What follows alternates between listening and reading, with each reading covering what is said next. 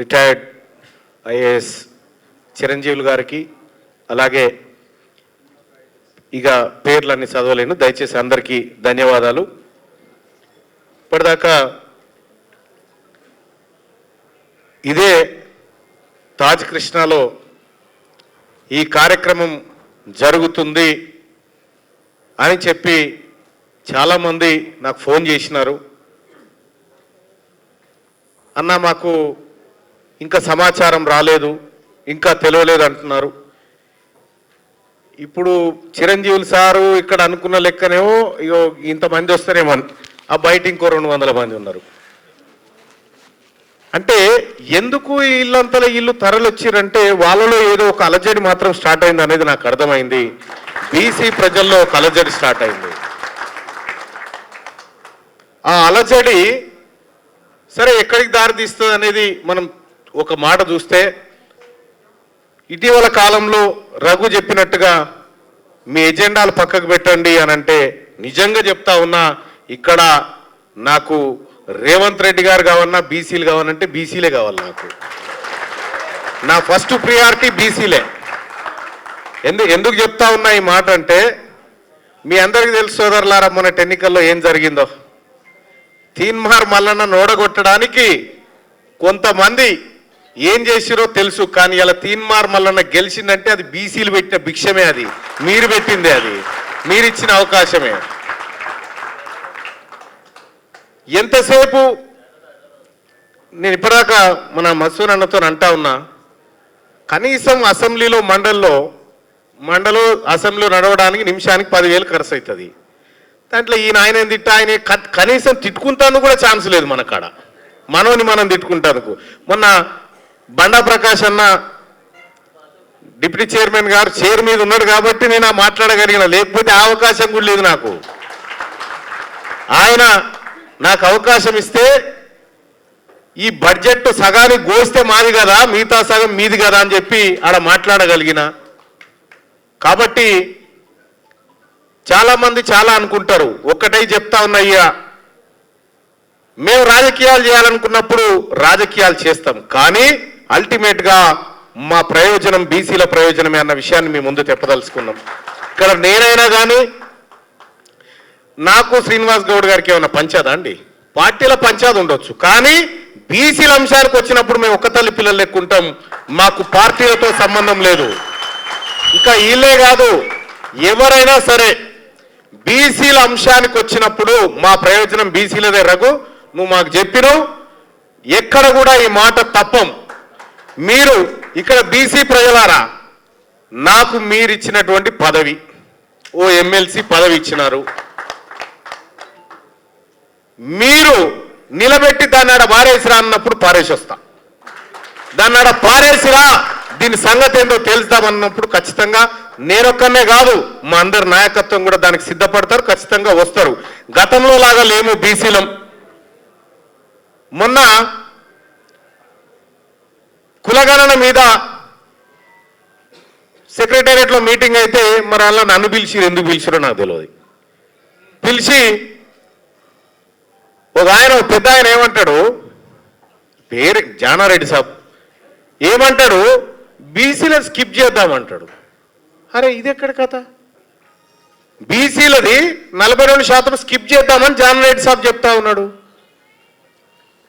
నేనేమన్నా, సార్ మన కాంగ్రెస్ పార్టీ ఎన్నికల మేనిఫెస్టో పేజ్ నెంబర్ 16 పేరా 1లో చెప్పినాం సార్, మనము ఇక్కడ మన కాంగ్రెస్ పార్టీ అధికారంలోకి వస్తే కులగణన చేసి 42% ఇస్తామని చెప్పినాం సార్ అని చెప్పినాం.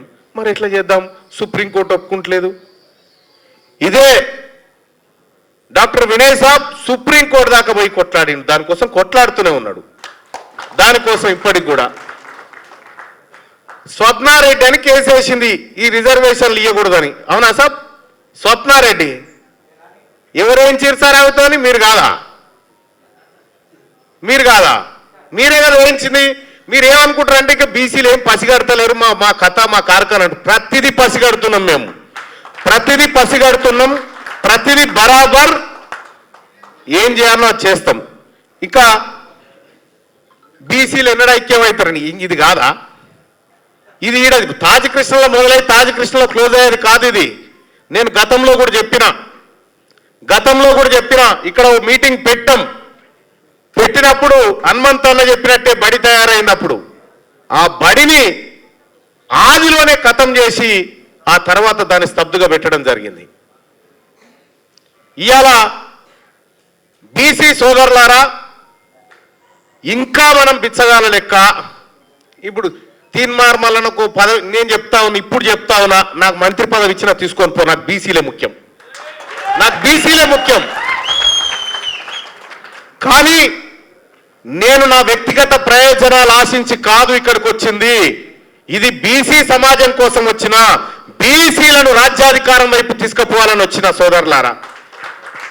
మా రాహుల్ గాంధీ గారు చెప్పిండు 42% రిజర్వేషను స్థానిక సంస్థల ఎన్నికల్లో ప్లస్ కులగణన అని చెప్పిండు. మా రాహుల్ గాంధీ గారిని గెలిపించడం కోసం వచ్చిన ఇక్కడికి.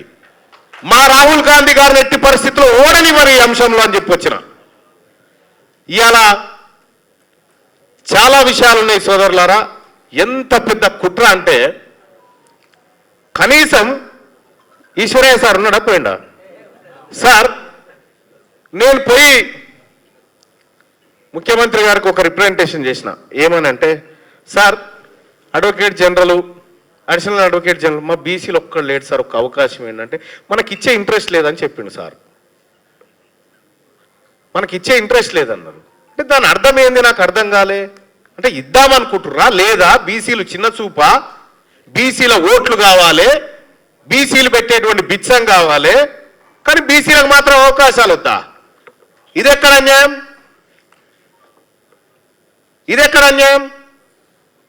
ముఖ్యమంత్రి రేవంత్ రెడ్డి గారికి నేను సూచన చేస్తున్నా, మేము అల్పులము, తక్కువ కులాలము, లేకపోతే కింది నిమ్న వర్గాలు అని పొరపాటున అంచనా వేయకండి. మేము గతంలో లాగా లేము. బీసీలము ఇవాళ చైతన్యవంతమైనము, ఇవాళ బీసీలమంతా ఒక్కటైనము. ఇది సప్పట్లు కూడా మేము సప్పగానే కొడతాము. ఒక విషయం చెప్తా, మీరు బాగా గుర్తుపెట్టుకోండి. ఇక్కడ తాజ్ కృష్ణలో చిరంజీవులు సార్ వీళ్ళంతా కలిసి మీటింగ్ ప్లాన్ చేసినప్పుడు ఈ సుందరయ్య విజ్ఞాన కేంద్రం అనుకుంటే ఇంకెన్ని రోజులు పెడతారు సార్ ఈ సుందరయ్య విజ్ఞాన కేంద్రము? ఈ బాగ్లింగంపల్లి ఇందిరా పార్క్ చౌరస్తాలా ఎక్కడ ఉండాలి సార్? టాపెస్ట్ ప్లేస్లో ఉండాలి కదా. మన మీటింగ్ అనుకున్నప్పుడు ఇక్కడికి తీసుకొచ్చారు వాళ్ళు. ఎందుకు చెప్తా ఉందంటే ప్రతిదీ గమనించండి సోదరులారా. ఈ బీసీ ఇంటలెక్చువల్ ఫోరం ఏదైతే ఉందో మీరు ఇండిపెండెంట్గా ఉండండి. మీరు ఆదేశించిన కార్యక్రమాలు చేయడానికి నేను కానీ, మా సీనన్న కానీ, మన ప్రకాష్ అన్న కానీ, సుధాకర్ అన్న కానీ మేమందరం కూడా రెడీగా ఉన్నామన్న విషయాన్ని మీకు తెలియజేస్తా ఉన్నాం. మీరు ఇండిపెండెంట్గా ఉండండి. మీరు మాకు సూపర్ పవర్ బాడీ లెక్క ఉండాలా, మాకు అధిష్టానం లెక్క ఉండాలా, మాతో పని చేయించాలా, ఇది జరగాల. రేపు పొద్దుగాల కూడా మండల్లో మళ్ళీ నాకు మైక్ దొరుకుతలేదు మా ప్రకాష్ అన్న దయ, కానీ దొరికినా దొరకకపోయినా నా వాదం బీసీ వాదం, నా లెక్క బీసీ లెక్కనే. కాబట్టి ఇంకొక విషయం కూడా, ఇక్కడ బీసీల కోసం గలమెత్తడానికి మన జర్నలిస్టు సోదరులు చాలా మంది తయారున్నారు. వాళ్ళకి అండగా నిలబడరాదురా? వాళ్ళకి అండగా నిలబడండి.